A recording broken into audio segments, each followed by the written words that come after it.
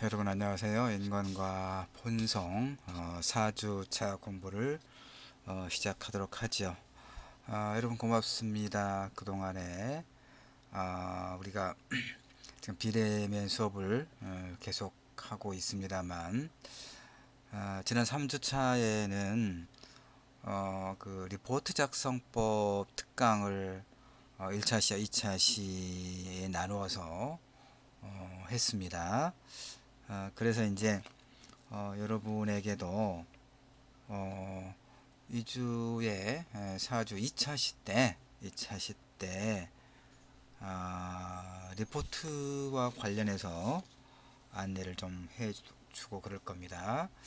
그리고 3주차 3주 4주 그러니까 지금 4주차 수업을 하고 있는데, 2주차 여러분이 수강신청 변경하고 난 이후 그 시점에 단톡방을 만들어서, 이것은 이제 1주 1차 시 오리엔테이션 할 때 안내했던 것처럼 단톡방을 만들어서 매주 여러분에게 수업의 어떤 그 진행 과정을 안내를 하고 있고, 또 3주차 지난 주차에는 중간고사를 대체하는 리포트라든가 이제 그렇게 될 것 같으니까, 그 다음에 또 리포트 과제물을 낼 때 어떻게 이제 그 글을 쓸 것인가를 기본적인 것들을 3주차에 설명을 했죠. 4주차는 이제 우리 교재가 여러분이 그 인간 본성에 관한 10가지 철학적 성찰, 이것을 이제 우리 수업의 기본 교재로 한다고 그랬었는데, 그 책들을 혹시 여러분이 가지고 있다면 4주에서는 다윈의 그 인간 본성에 관한 찰스 다윈의 그 이론을 중심으로 공부를 해 보려고 합니다. 다윈은 인간을 생존 경쟁 속에서 우연히 살아남은 그러한 그 종이다라고 이야기를 합니다. 이 책에 이제 우리 교재에 보면 69쪽부터 다윈의 그 이론이 이제 소개되고 있습니다. 찰스 다윈 하면 이 왼쪽의 사진은 그 아주 젊었을 때 사진이군요. 이건 노년의 사진이고, 찰스 다윈 하면 종의 기원이죠. 종의 기원입니다. 이 종의 기원은 1859년에 출간했거든요. 자연 도태를 통한 종의 진화에 대한 다윈의 어떤 역작이라고 말할 수가 있어요. 자, 종의 기원이니까 결국은 뭘 말하고 있는지 여러분이 아마 얼추 짐작을 했으리라고 생각을 합니다. 그러니까 다윈은 종의 기원을 통해서 진화론을 역설하는 것이죠. 진화론이 뭡니까? 그러니까 그동안에 인간을 비롯한 모든 생물은 신의 창조의 결과다, 이런 창조설이 그 찰스 다윈이 활동하던 시절에도 그런 진화론이 거의 전부라고 말할 수가 있어요.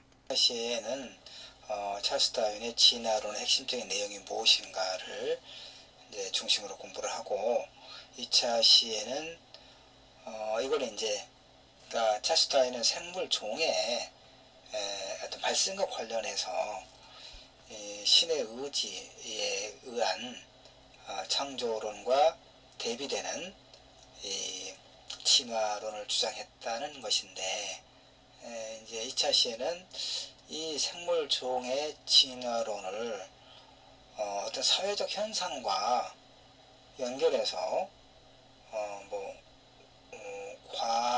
과잉이라고 할까, 오용, 과하게 그 적용을 해서 그것을 오용, 오남용 하는 그런 이제 나쁜 어떤 사례들이 있습니다. 그 부분, 그러니까 다시 정리하면 사주 1차 시에는 창조설과 대비되는 차수타인의 진화론의 핵심적인 개념을 중심으로 공부를 하고 2차 시에서는 이 진화론을 오남용한 악용한 나쁜 사례들, 그러니까 다윈의 진화론의 한계라기보다는 이것을 나쁘게 활용한, 그래서 어떤 이제 비극적 사건들이 있었는가, 뭐 이렇게 2차 시에서는 살펴보려고 합니다. 하여튼 사주차를 공부하면서 여러분들은 인간의 종을 포함한 생물들이 하느님의 어떤 의지와 형상에 따라 창조되었을 것인가, 아니면 오랜 세월을 거쳐서 어떤 환경에 적응한 그런 어떤 생물종이 이제 살아남았다는 것인지 곰곰 또 생각해 보면서 공부를 하면 재미있을 것 같습니다. 그래서 사주차 과제는 제가 이제 따로 그 안내도 하고 또 그 게시도 하고 그러겠습니다만은, 결국은 가난은 그러면 누구의 책임일까? 이런 부분에 대해서 한번 생각해 보는 과제를 4주차에는 내도록 하려고 합니다. 왜냐하면 이제 이 주제는, 이 과제는 이제 어떤 것과 연결되냐면, 특히 2주차에 아까도 얘기했지만 다윈의 이 진화론을 오남용하는 그런 이제 영국의 뭐 스펜서라든가 이런 사회학자들이 있습니다. 이런 사람들이 이제 결국 독일 그 나치의 인종 청소라든가 이런 것까지 우상학과 결합해서 연결되는 사례가 있는데, 그러면 이제 그들에 의하면 결국은 가난한 사람은 이런 그 환경에 적응하지 못한 그런 열등한 그런 어떤 결과다. 결국 이렇게 이제 귀결되거든요. 그래서 여전히 이 논쟁은, 그러니까 창조냐 진화냐 그런 논쟁의 연장선상에서 가난은 그 개인의 어떤 그 뭐 나태, 게으름, 무기력, 무능력 이런 요인으로 보는 사람들이 있죠. 자유주의자들, 자본주의 시장경제를 신봉하는 사람들의 입장에서는 그 개인의 책임을 굉장히 강조를 해요. 반면에 사회 구조의 문제를 이제 평등주의자들은, 사회주의자들이라든가 평등지향주의자들은 뭔가 그 가난의 문제는 그 개인의 문제가 아니라 사회 구조적인 어떤 요인에서 발생한다, 이렇게 이제 주장을 하거든요. 여러분은 또 어떻게 보십니까? 또 이런 것들 같이 이제 생각해 보는 게 우리 4주차의 주제라고 이해를 하시면 되겠습니다. 그러면 1차 시, 다윈의 진화론에 대해서 본격적으로 살펴보도록 하겠습니다. 이 이제 찰스 다윈의 젊은 시절의 왼쪽이, 오른쪽은 이제 그 만년의 노년의 초상이죠. 이것은 이제 다윈 그러면 이 종의 기원, 그의 책입니다. 이 진화론을 집대성한 이제 그 책인데, 이걸 번역하면서 찰스 다윈의 노년의 초상을 이렇게 표지에 그려 놓았군요. 보니까 진화론이 뭡니까? 인간은 신의 창조가 아니라 생물이, 그러니까 그 창조설을 부정하는 거죠. 신의 창조가 아니라 생물이 극히 원시적인 어떤 생물로부터 이렇게 진화해서 고등한 것이 되었다 라고 보는 것이고, 지금 여기 보고 있는 커리케처라고 말할 수 있나요? 이 그림 이렇게 오늘의 현생 인류, 우리 지금 컴퓨터 앞에서 이렇게 바로 이제 이런 과정을 거쳐서 이제 그 각각의 어떤 상황에 적응해서 살아남은 것이다라고 보는 진화론의 핵심을 잘 설명하고 있는 그런 캐리커처 그림입니다. 자, 찰스 다윈은 이렇게 각종은 독립적으로 창조되었다는 견해를 반박하면서 한 종이 다른 종으로 점진적으로 진화했다 이렇게 보는 거예요. 그리고 각각의 개체는 생존을 위한 투쟁을 해야 한다. 그리고 할 수밖에 없다는 것이고 그 자원은 한정되어 있으니까 그러니까 인류사의 비극이라고 하는 것이 사실은 뭐 전쟁이라든가 국가 간의 전쟁이라든가 또 한 사회 내에서의 어떤 계층, 계급 간의 투쟁이라든가 이런 건 결국 무엇으로부터 기인한다고 볼까요? 여러 가지 요인을 이제 뭐 설명할 수는 있겠지만 이를테면 이런 자원의 배분, 소위 파이가 한정되어 있기 때문에 근데 이제 수요는 많으니까 공급은 제한되어 있고 수요는 많잖아요. 그걸 필요로 하는 건 많으니까 그래서 한정된 이 자원을 놓고 파이를 놓고 서로 경쟁할 수밖에 없잖아요. 이를테면 뭐 아주 쉽게 비유하자면 우리가 대학을 졸업하고 취업 시장에 나가려고 할 때 취업하고 그러니까 어떤 좋은 일자리는 매우 제한적이잖아요. 한정되어 있잖아요. 근데 그 일자리를 갖기 위한 수요는 그러니까 굉장히 이제 많으니까 엄청난 경쟁을 하는 것이고 그 경쟁이라도 좀 공정하게 기회가 열려 있으면 굉장히 바람직할 텐데 아빠 찬스, 엄마 찬스, 뭐 별의별 그런 어떤 공정하지 못한 그런 것도 있고 또 조금 다른 이야기이긴 하지만 우리 이 학생들의 경우에는 그 어려운 취업 시장을 뚫고 취업하고 나서도 이제 남성과 똑같이 입사했던 그 남성 동료와 시간이 감에 따라서 어떤 임금의 격차라든가 이걸 유리천장이라고 하잖아요. 임금의 격차도 그 다음에 어떤 중요한 포지션 이제 어떤 그 직장에서 보다 좀 의사결정의 상위 그 다음에 핵심적인 어떤 업무를 또 이제 담당하는 이런 측면에서 훨씬 더 불리하게 이렇게 전개되고 있는 것이 한국 사회 현실이죠. 결국 이제 바로 이것 때문에 보는 거야. 이제 다른 요인도 많이 있긴 하지만 어쨌든 기본적으로 이제 다윈의 진화론을 가지고 이야기하자면 각 개체는 생존을 위한 투쟁을 할 수밖에 없고 특히 이제 자원이 제한되어 있기 때문에 그 자원을 차지하기 위한 경쟁이 불가피하다. 이렇게 이제 보는 것이죠. 그래서 그래서 나온 이제 그 논리가 뭐냐면 적자생존, 자연도태라고 말하는 거예요. 각 개체들이 그 처한 환경에 가장 잘 적응하는 종만이 살아남을 수 있었다. 많은 후손을 남기게 되더라. 같은 종의 개체들이라도 서로 조금씩 다르겠지요. 때문에 우리들만 하더라도 이렇게 뭐 생김새라든가 뭐 어떤 신체의 뭐 이런 어떤 조건들도 좀씩 다르고 그러잖아요. 다르기 때문에 이 때문에 자연 도태가 생긴다는 얘기죠. 이를테면 탈락하는 사람이 생길 수밖에 없다. 그 종이라도 이렇게 보는 거. 그러니까 진화론의 핵심 뭐냐면 적자생존 자연 도태예요.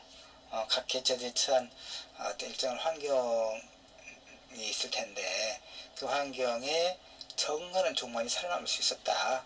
많은 후손을 남기게 됐다. 그 다음에 같은 종의 개체들이라도 서로는 조금씩 다르게 마련이고 이 때문에 이제 그 경쟁에서 탈락한 그런 어떤 상태가 된다라고 본 거예요.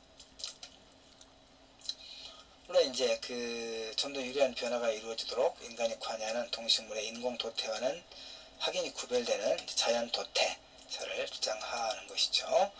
다윈은 이제 유명한 그 종의 기원이라고 하는 자신의 책에서 이 캡처 하고 있는 이 장면들은 이제 EBS 뭐 종의 기원 설명하고 있는 그 자료에서 가져왔는데 EBS 자료니까 뭐 공유해도 일정하게 공유해도 문제 없을 겁니다. 자, 이렇게 주장합니다. 찰스 다윈은 첫 번째, 모든 생명체는 환경적 그리고 유전적 이유에서 변이하더라. 조금씩 변해 간다 그 말이죠. 그 환경적 이유와 유전적 이유 약 조금씩 변이해 가더라. 변화해 간다 그 말이죠. 그리고 두 번째, 그 변이된 형질은 후대로 전해진다는 거죠. 전해지더라. 그 다음 세 번째, 생물체들 사이에서 극심한 투쟁이 존재해. 그리고 생존에 유리한 변이를 하는 생물체만이 생존한다. 적재생존이죠. 적재생존. 그 어떤 종이 이제 생존과 관련된 여러 가지 환경에 맞닥뜨리게 되는데 그 환경에 적응하고 환경을 이겨내는 그런 어떤 그 생물체만이 생존에 성공하게 된다라고 보는 거예요. 네 번째, 생물체의 성공적인 변이는 오늘날 다양한 동식물 종의 기원이다, 시작이다, 출발이다 이렇게 보는 거예요. 이렇게 이제 그 찰스 다윈이 주장한 그 자연 도태설에 의하면 각 단계에서 변화는 일련의 정교한 단계를 거쳐서 발생할 수밖에 없을 텐데 문제는 그럼 왜 우리는 주변에서 일어나는 이런 연속의 과정, 어떤 그 변화, 진화의 과정을 왜 볼 수 없을까? 이제 다윈이 스스로 이렇게 그 의문을 갖는 거죠. 자신의 주장에 대한 합리적인 논리를 이제 뒷받침해야 되는 거니까 그러는 과정에서 이런 이제 의문을 스스로 갖게 돼요. 그래서 이제 또 구한 답이 뭐냐면 이 그 변화가 생물종의 변화가 매우 느리게 진행된다는 거죠. 어느 일정 기간에 변하는 종은 소수에 불과하다. 왜냐하면 이것은 이제 그 이를테면 뭐 그 인간 종의 변화만 하더라도 엄청 오랜 세월에 걸쳐서 이렇게 조금씩 변해왔을 거 아니에요. 그걸 우리가 그 한 개체로서 그걸 관찰할 수 있는 시간은 다시 말해서 인간의 생명에 유지된 시간은 이제 최근에는 이제 현대의학 기술 발전과 그다음에 어떤 획기적인 영양 상태의 개선 이런 것을 통해서 우리나라만 하더라도 지금 기대 수명이 80세 이쪽 저쪽 되고 그러잖아요. 더 넘기도 하는가요? 근데 이제 다윈이 살았던 시대에는 글쎄 한 60세, 하여튼 50세라고 하더라도 그 50년 동안에 인간 종의 그 진화의 과정을 눈으로 관찰할 수는 없는 일이었겠잖아요. 다만 이제 생명 주기가 굉장히 짧은 그 뭐 그런 어떤 종은 매우 소수에 뭐 불과한다고 하는 그런 이제 답을 제시하는 거고, 그다음에 다윈과 비슷한 진화론적 입장에 섰던 윌리스는 다윈에 비하면 인간 본성과 진화론과의 관계에서 훨씬 더 좀 신중한 입장을 견지했는데 여기서 하나 이 다윈의 진화론과 인간의 본성은 어떻게 연관될까요? 그러니까 인간의 본질적인 어떤 성격이라게 인간의 본질적인 어떤 성향, 이 본성과 관련돼서 신의 형상대로 창조됐다고 하는 창조설을 따를 때와 창조설을 따르면 그야말로 신의 가르침에 복종하고 신의 가르침대로 살아가면 되는 거잖아요. 네. 근데 진화론의 입장에 서면 어떻게 달라질까요? 인간 개체가 맞닥뜨리는 어떤 환경에 맞서서 그걸 극복하려고 하는 어떤 노력을 하겠죠.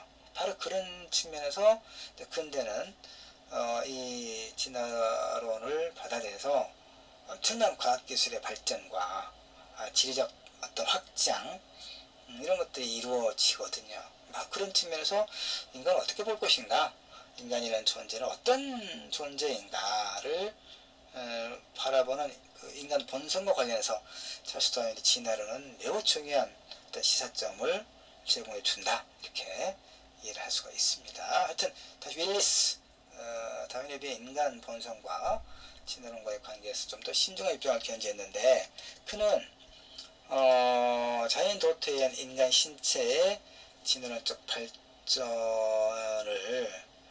이건 진화론이잖아요. 그 다윈이 이야기했던 거. 근데 이런 발전과 인간의 지적이고 도덕적인 능력의 발전과는 좀 다르다라고 보는 거예요. 그런 능력은 진화론적으로 발전할 수 없다. 그러니까 이 지적 인간의 지적이고 도덕적인 능력의 발전은 이것은 이제 진화론적으로 발전할 수는 없는, 발전은 그건 별개단 얘기, 별개. 쉽게 말해서 이걸 이원론이라고 하는데, 짐승의 조상과 구별할 수 있는 인간의 어떤 특성이 있다. 이게 뭐겠어요? 지적 도덕적인 능력인데, 이것은 학습을 통해서, 교육을 통해서 이제 가능한 것이다라고 이제 본 거예요. 윌리스 같은 경우는. 그 다음에 이제 불가지론이 뭔가를 좀 같이 봅시다. 불가지론이라고 하는 것은 뭐냐면, 과학과 종교 사이에 있는 건 그런 어떤 미묘한 일정한 이제 측면인데, 다윈은 인간이 물질세계의 한 부분에 지나지 않는 존재다, 어떤 특별한 지위에 있지는 않다, 이런 주장을 최초로 한 사람은 물론 아니었어요. 그런데 창조설에 의하면 신은 인간을 자신의 형상처럼 만들었다는 거죠. 바로 이것으로 인해서, 이 창조설에 의해서, 그러니까 신은 인간의 형상대로 만들었고, 그랬으니까 다른 동물과는 확연히 다른 어떤 특수한 지위를 확보할 수 있는 게 창조설에서의 인간 존재죠. 인간의 위치죠. 그런데 이제 다윈과 같은 이런 사람들은 그렇지 않다. 인간과 동물과 크게 다른 건 없다, 라고 이제 봤다는 것이죠. 진화론을 주장했던 사람으로서. 바로 이제 이런 측면에서 불가지론이라고 하는 게 대두가 됩니다. 불가지론이라고 하는 게 뭐냐면, 그러니까 다윈은 이제 이렇게 말하는 거예요. 맹목적이고 무의식적이고 기계적인 어떤 과정이 신의 의식적인 창조를 대신한다고 본 거예요. 즉 우연적 변화가 생물체에게 이익이 되면 선택되고, 이게 뭐였죠? 자연선택이죠. 자연선택설. 피해를 주면 배제되는 그런 생존 경쟁이 이제 중요하다. 이런 그 적자생존, 자연 도태, 이런 과정을 통해서 환경에 적응하는 종만이 살아남았고, 그것을 후세에 이제 물려줄 수 있었다라고 보는 것인데, 그런데 그러한 결과 현생인류 호모사피엔스는 여러 동물의 종 가운데 하나다. 끝없이 오랜 진화의 시간들, 과정에 생긴 우연의 결과다, 라고 본 거예요. 근데 이제 불가지론은 또 무슨 얘기냐면, 그 이제 신의 어떤 가르침이 이제 중세 천년 동안 유럽의 거의 유일한 어떤 이데올로기였는데, 그런 상황에서 다윈이, 나는 무신론자가 뭡니까? 신의 존재를 믿지 않는다는 얘기죠. 창조설을 부정하면서. 물론 다윈은 창조설을 부정하는 이 진화론을 주장했지만, 그렇다고 무신론자임을 강조하면 매우 불편하거나 어려운 상황이 될 수도 있지 않겠습니까? 그래서 스스로는 이제 불가지론적이다, 할 수 없다. 어찌 보면 이제 나중에 이 불가지론은 사실 헉슬리라고 하는 사람도 이제 좀 본격적으로 주장했다라고 하는 그런 자료가 있습니다. 경험, 우리의 감각적 경험 현상을 넘어서는 어떤 것의 존재도 알 수 없다. 그러니까 이제 창조설이라든가 종교의 가르침이라고 하는 것은 기독교에서 보지 않고 믿는 것을 이렇게 강조하잖아요. 근데 헉슬리에 따르면 불가지론의 본질은 어떤 분야에 관해 전혀 모른다, 이런 말이 아니고, 하나의 어떤 방법적인 측면에서, 그러니까 그 어떤 이성에 따라서 최선의 지식을 얻고 뭔가에 대해서 그 뒤에는 솔직하고 정직하게 자기 지식의 한계를 인정하는 것. 다 할 수는 없다. 헉슬리는 불가지론과 무신론을 구분했어요. 무신론자는 신이 없다고 주장하는 것이고 불가지론자는 잘 모르겠다. 충분히 알려고 애를 썼지만 궁극적인 측면에서는 내가 잘 모르겠다. 이게 불가지론자다. 이렇게 주장하는 것이고 다윈도 이제 그런 불가지론을 주장하게 돼요. 그러나 이제 뭐 엥겔스는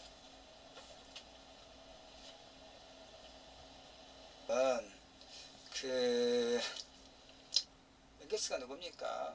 엥겔스가 자본주의의 어떤 모순, 그러니까 자본주의가 생산수단의 사적 소유를 통해서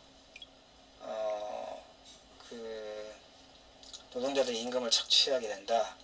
그래서 결국 이제 이 자본가와 프롤레타리아, 노동계급 간의 그 메꿀 수 없는 어떤 격차를 만들어낸다. 그래서 생산수단을 사유화해서 사회가 이제 생산수단을 갖는 그런 사회주의 이데올로기를 주장했던 사람이 엥겔스죠. 엥겔스는 헉슬리와 그 동료들을 수줍어하는 무신론자들, 그러니까 솔직하게 무신론자다라고 말하지 않고 불가지론이다라고 했던 것을 이제 비겁하다라고 이제 비판했다 이런 얘기인데 이건 크게 중요한 것은 아니고요.